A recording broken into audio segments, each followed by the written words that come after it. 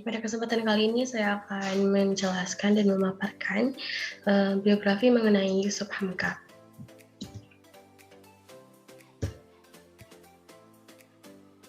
Yusuf Hamka atau memiliki nama kecil Joseph Alun dan biasa akrab disebut dengan Baba Alun, lahir di Samarinda pada bulan Desember tahun 1957, yang kemudian tumbuh dan besar di kota Jakarta, lebih tepatnya di daerah pinggiran ibu kota Jakarta. Pada saat masih kecil ia memiliki kisah kelam, yang mana pada saat itu ia memiliki pengalaman yang sangat buruk, yakni ia sempat tenggelam di Kali Ciliwung di samping Masjid Istiqlal, Jakarta. Peristiwa itu terjadi saat Baba Alun sedang bertengkar dengan seorang temannya. Di saat itu, mereka merebutkan sebuah ban bekas yang mana dipakai untuk menyusuri sungai, dipakai untuk bermain-main di sungai. Nah, ketika itu ia berantem, bertengkar, kemudian ia terbawa arus Kali Ciliwung. Itu sekitar tahun 1960 sampai 1970-an. Dan kemudian pada saat itu ada seorang penyemir sepatu yang melihat Baba Alun atau Yusuf Hamka ini tenggelam. Kemudian ia bergegas untuk menolongnya. Dan seorang penyemir sepatu itu bernama Zabir. Dia adalah seorang tunawisma. Dan kemudian setelah hidupnya diselamatkan oleh beliau, beliau pun berteman akrab. Ini adalah foto keluarga dari Yusuf Hamka.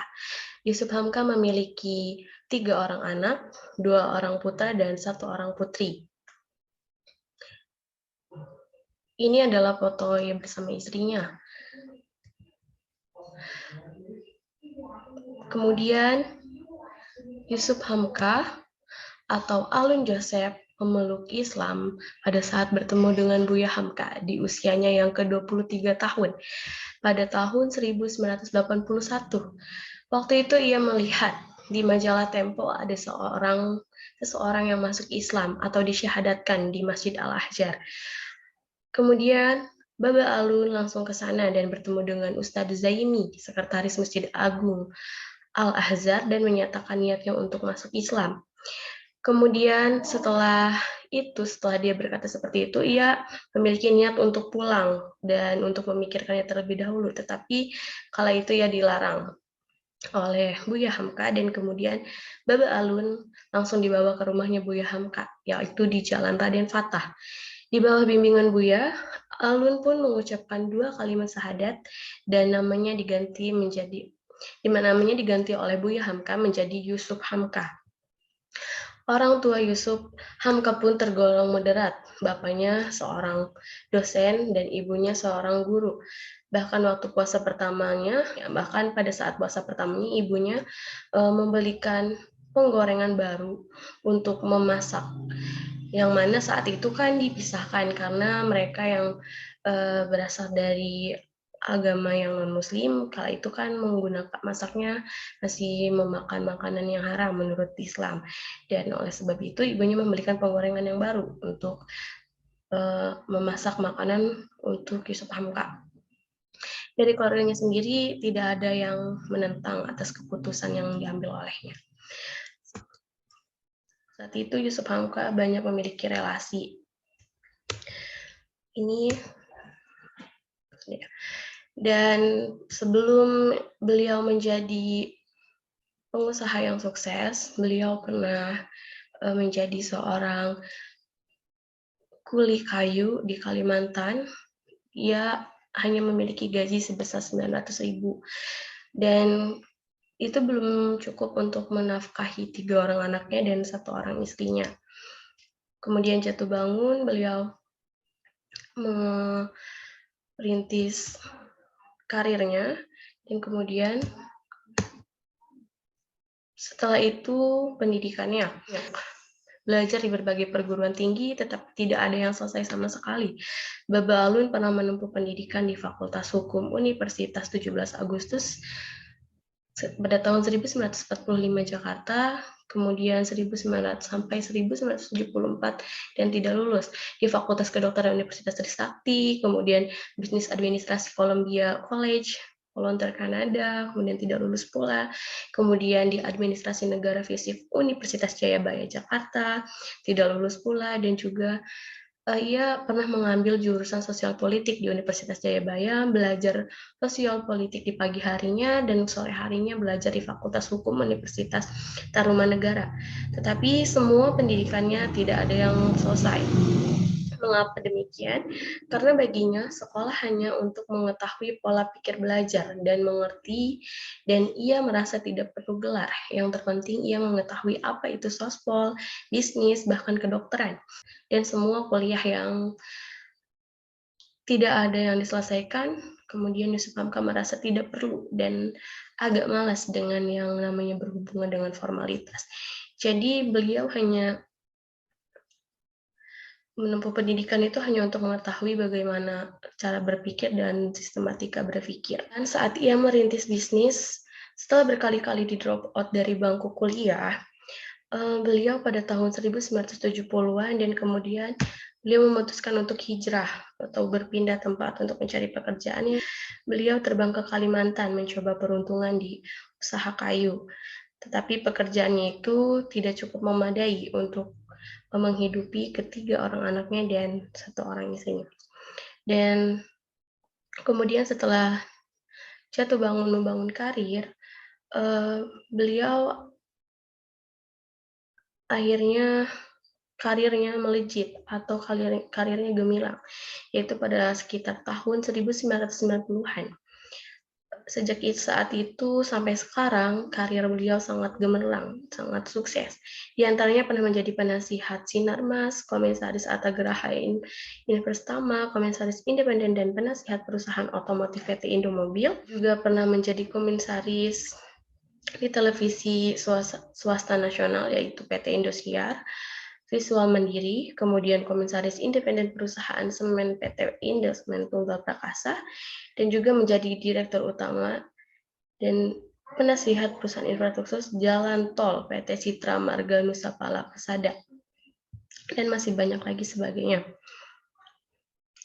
Dan sekarang yang paling terkenal adalah ia menjabat sebagai direktur utama di PT Citra Marga Nusa Pala Persada.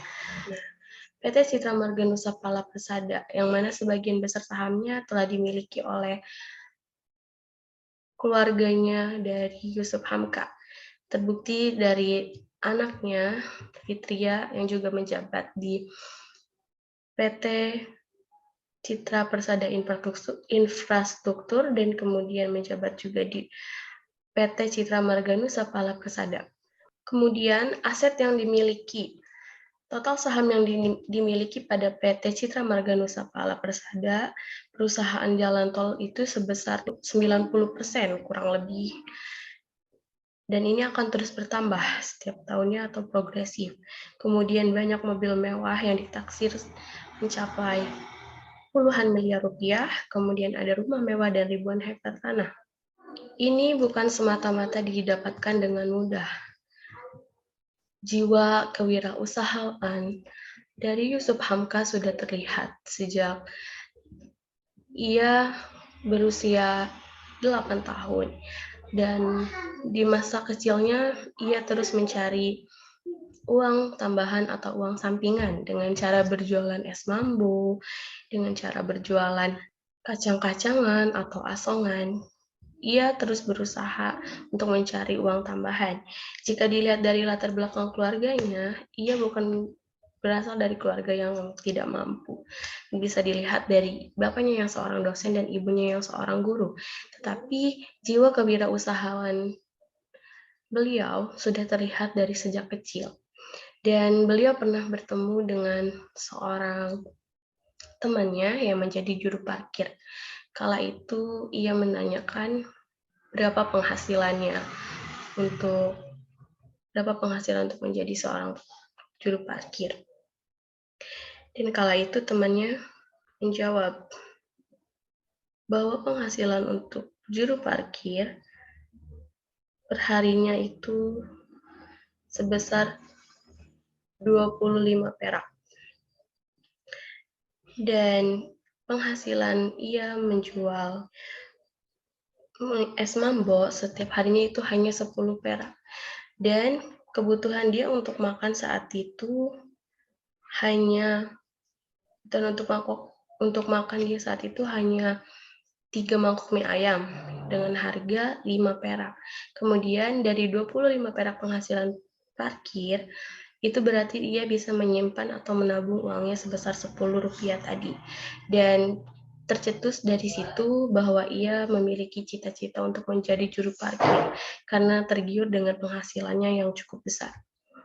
Tetapi alhasil setelah banyak usaha yang ia lakukan, jatuh bangun, kemudian ia sekarang berhasil menjadi pengusaha yang amat sukses, menjadi direktur utama di PT Citra Marga Nusa Pala Persada, dan sahamnya sekarang dipegang 90% oleh keluarganya, termasuk anaknya yang bernama Fitria. Selain menjadi pengusaha yang sukses, Yusuf Hamka pun memiliki sifat rendah hati, sederhana, dan kedermawanan. Itu terbukti dengan ia suka membagi-bagikan uang kepada anak yatim, kemudian ia membuka warung nasi kuning yang tujuannya adalah untuk diberikan kepada orang-orang yang membutuhkan. Ia di sini membuka warung nasi kuning seharga Rp3.000 per porsinya. Rp3.000 per porsinya. Dan itu kenapa ia tidak memberikan gratis? Karena kalau ia memberikan gratis, berarti orang yang butuh maupun tidak butuh akan tergiur untuk mengambilnya atau untuk membelinya. Tetapi jika dengan harga Rp3.000, itu berarti orang-orang yang membutuhkan yang membelinya. Kemudian ia juga membeli nasi kuning itu seharga Rp7.000 dari pedagang yang ada di sekitaran daerah tersebut. Kemudian ia membeli dengan harga Rp7.000 dan ia menjual kembali dengan harga Rp3.000. Kenapa demikian? Karena ia tidak ingin zolim kepada masyarakat sekitar yang membuka warung nasi kuning juga. Jadi ia memanfaatkannya dengan membeli Rp7.000, kemudian ia menjual Rp3.000, berarti ia sedekah Rp4.000 per porsinya. Dia berpikiran jika kita ingin beramal, itu kita tidak boleh menzolimi juga masyarakat kecil di sekitar. Kemudian ini ada quotes dari Yusuf Hamka, be smart, think smart, do smart. Seperti itu. Dan kemudian ada 7 prinsip hidup dari Yusuf Hamka. Yang pertama ada punya mimpi dan berani mewujudkannya. Yang kedua ada mensinergikan kemampuan terbaik di lingkungan sekitar. Yang ketiga bergaul dengan para senior dari berbagai kalangan. Yang keempat selalu hormat kepada ibu dan bapak. Yang kelima amanah menepati janji. Yang keenam selalu merasa bodoh dan mau belajar. Yang ketujuh hidup dan berpenampilan sederhana. My word is my word. Jadi 7 prinsip hidup Yusuf Hamka yang bisa kita pelajari. Selain ia sering suka bersedekah, ia juga memiliki target dalam hidupnya untuk membangun 1.000 masjid. 1.000 masjid di Indonesia. Yang mana masjid itu dinamakan dengan Baba Alun. Mengapa demikian? Karena ia ingin mengubah mindset dan ingin mengakulturasikan kebudayaan Chinese Islam. Kemudian, teladan yang bisa kita ambil dari seorang Yusuf Hamka adalah banyak hal yang bisa kita pelajari dan teladani dari kisah hidup seorang Yusuf Hamka. Mulai dari gaya hidup yang sederhana, tidak gengsian, sudah mulai berjualan sejak masa kecil, kegigihan beliau yang terus berjuang untuk mendapatkan pekerjaan yang dulu dipandang sebelah mata karena tidak lulus perguruan tinggi. Dan dulu ketika beliau masih kecil mempunyai cita-cita menjadi seorang tukang parkir. Tetapi sekarang, Masya Allah menjadi pengusaha sukses atau bisa disebut dengan raja jalan tol dalam kota. Sikap beliau yang tetap rendah hati, dermawan, perlu kita teladani. Terutama ketika kita sedang memimpin atau sedang menjalankan suatu usaha. Ini sangat diperlukan untuk kemajuan kita. Sekian biografi dari Yusuf Hamka yang bisa saya sampaikan. Mohon maaf bila ada kekurangan dan kelebihan, karena kekurangan datangnya dari diri saya dan kesempurnaan hanyalah milik Allah. Wabillahi taufiq wal hidayah. Assalamualaikum warahmatullahi wabarakatuh.